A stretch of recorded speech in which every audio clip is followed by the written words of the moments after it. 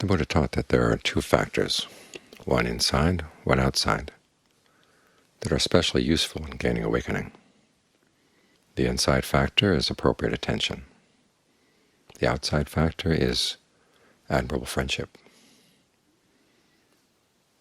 And the two go together. Appropriate attention is seeing where you're suffering and what you're doing that's causing the suffering, and trying to figure out what you might do in order to stop that. In other words, you look at things in terms of the Four Noble Truths and their duties as best you understand them, and you try to get better and better in your understanding.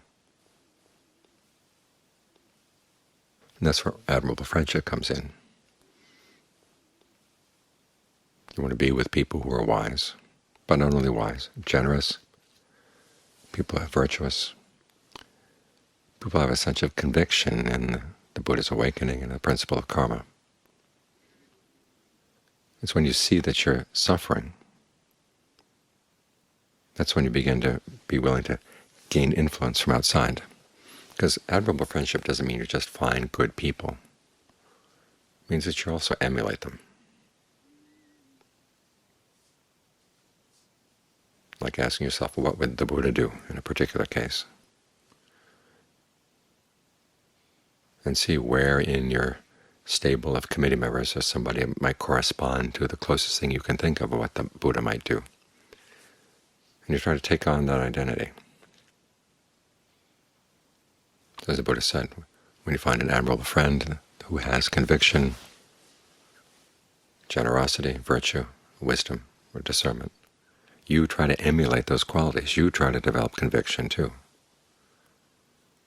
You see how they do it. This means, of course, asking questions, but also just noticing. The same with generosity, the same with virtue, and the same with discernment. You listen carefully, you watch carefully, and then you emulate. You imitate that person. Part of us may resist. We think, well, I am who I am. It's just the way it is. Well, if that's your attitude, you're not going to learn anything. And even appropriate attention is not going to do much for you. Because appropriate attention means that there are duties to be done. Some people don't like the word duty there. It's kicca in Pali. There are duties in the sense that if you want to put an end to suffering, this is what you've got to do. No one else is imposing the duties on you. But they're tasks that have to be done, and they mean that you have to change the way you behave. Because for the most part, we don't comprehend suffering. We run away from it. We don't abandon the cause. We actually embrace it. We'll let the path develop itself, and it's not going to develop on its own. You've got to make a conscious effort to put the path together, make it into something, and that basically means making yourself into a person on the path. And as for the cessation of suffering, we don't really notice it at all, because we're all too busy going on creating new suffering all the time.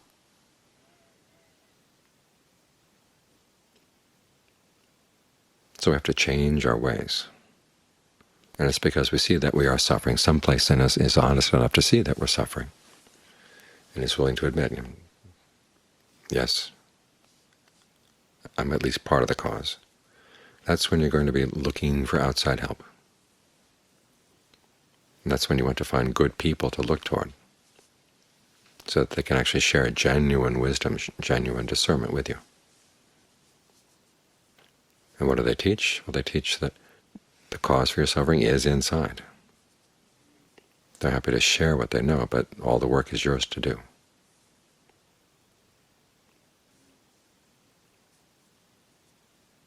So look inside your collection of committee members and see which ones correspond best to conviction, generosity, virtue, discernment, and bring them out. And John Lee has a nice analogy. He says our good qualities we tend to hide away, and we bring out our not-so-good qualities. It's like our best clothing. We very, very rarely wear it, or our best china. You hardly ever use it. And as a result, it just gets old. And with the clothing, of course, it gets moths and it deteriorates, and you end up not being able to use it at all ever. So you want to see what inside you are the good qualities and bring them out, take them on, wear them as you'd wear a suit of clothing. As you're meditating and when you're not formally meditating. This way you gain a sense that you have lots of different potential identities, and why not use the best ones? It also helps you to realize you don't have to identify with whoever is the strongest committee member or the one who's shouting the loudest at the moment. You want to ask yourself, which committee member is the best one to use right now?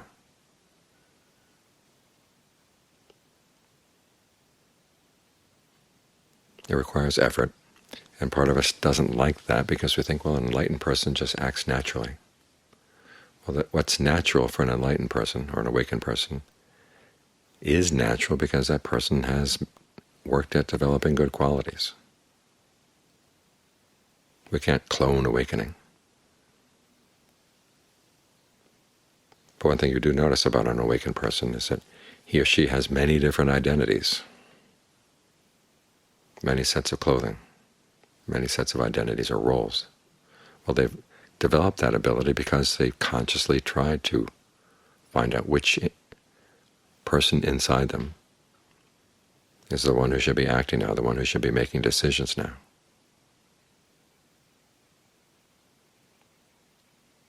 Which identity inside is going to be the most effective in understanding where is the suffering?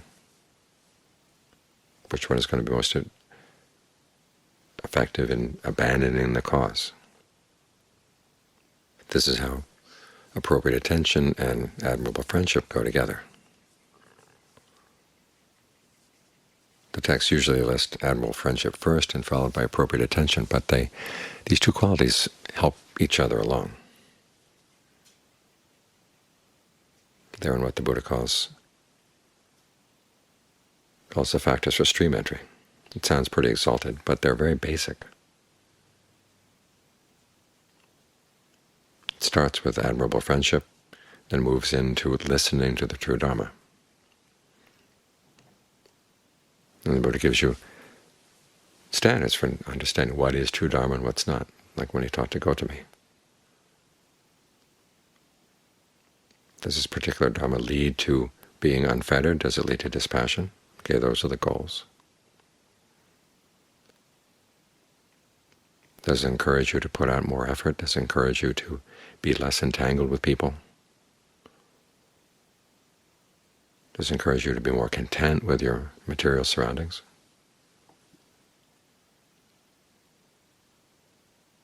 Does it encourage you to be less burdensome? These qualities deal with the way to the goal, and they focus on two things. One, how you practice on your own, and two, how you engage with other people. So you look at these qualities and then you look at yourself. The teachings that I'm following, do they lead in the right direction, or are they leading in another direction? If they're leading in another direction, you want to put them aside.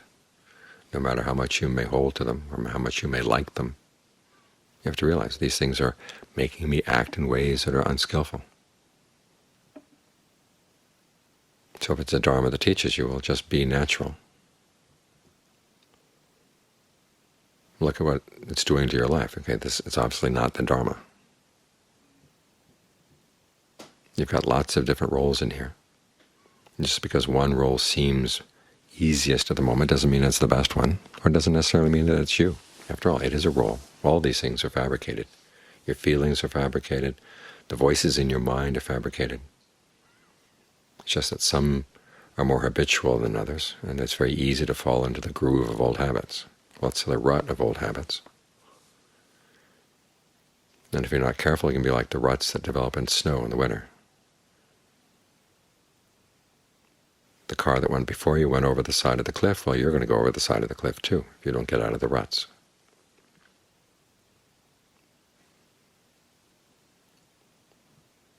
So even though it may not seem natural to begin with, find which identity in yourself most corresponds to what you admire in an admirable friend and that you would like to imitate in an admirable friend.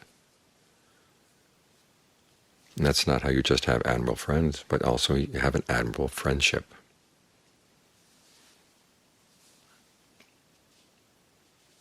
In other words, the friendship doesn't come just from the good person, but you have to respond in the proper way for it to be a genuine, admirable friendship. And it's motivated by that ability to look at things in terms of appropriate attention. And then you get good examples from the admirable friend, and that carries through. That's actually the third of the four qualities for stream entry. The first one is finding an admirable friend and having admirable friendship with that person. The second one is listening to the true Dharma. The third one is applying appropriate attention. In other words, seeing how the Dharma applies to what you're doing right here, right now.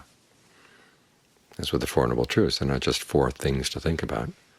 It's a framework for you to look at your life. And it tells you what to do. If you're suffering, okay, figure out where the suffering is. Try to comprehend it. We listen to the explanation of the Four Noble Truths, and when the Buddha talks about suffering, he starts out with things we're all familiar with, and then he goes into the five clinging aggregates. He says that's the problem there. So we have to look at what is the clinging, what are these aggregates? It's not something that would immediately occur to us.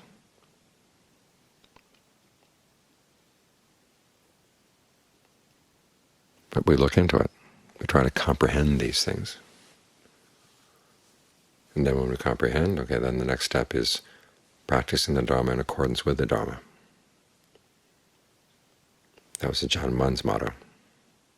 That whatever the Dharma is, you try to fit yourself into the Dharma. This is very much like admirable friendship. You fit yourself into the mold that's supplied by the admirable friend. Here you fit yourself into the mold of the Dharma. Again, it requires that you change yourself.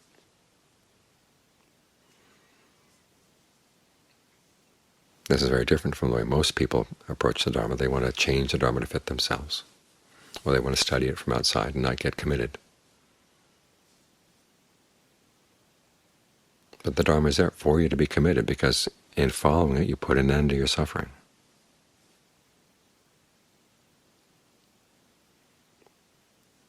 And so it's not like a free-form art where you can just express yourself. It's more like a skill. The Buddha is a master craftsperson. He discovered this is how you do it. This is how you put an end to suffering. This is how it works.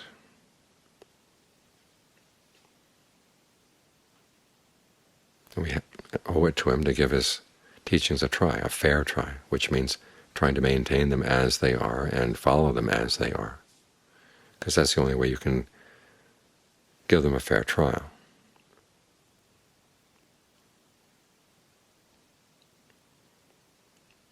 But what all this means is you have to change yourself, change your actions.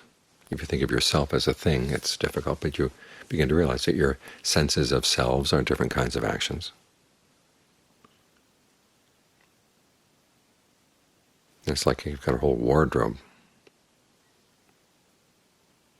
different sets of clothing you can put on. Well, don't just stay in the rags that you've been ordinarily wearing. You've got better clothes in there. And if they're not developed, okay, sew yourself a better set. In other words, take what you've got in terms of your good qualities and nourish them. Take them on more and more often as the role you play. Again, you're not playing this so much to show off to other people. You're taking on these roles because you want to find the ones that are really effective in dealing skillfully with whatever problems come up, both inside and out. So change what you do, and look for good people to show you what it means to change what you do in a good direction, and take their lessons to heart. That's how both of these qualities, both admirable friendship and appropriate attention, work together to take you to the goal.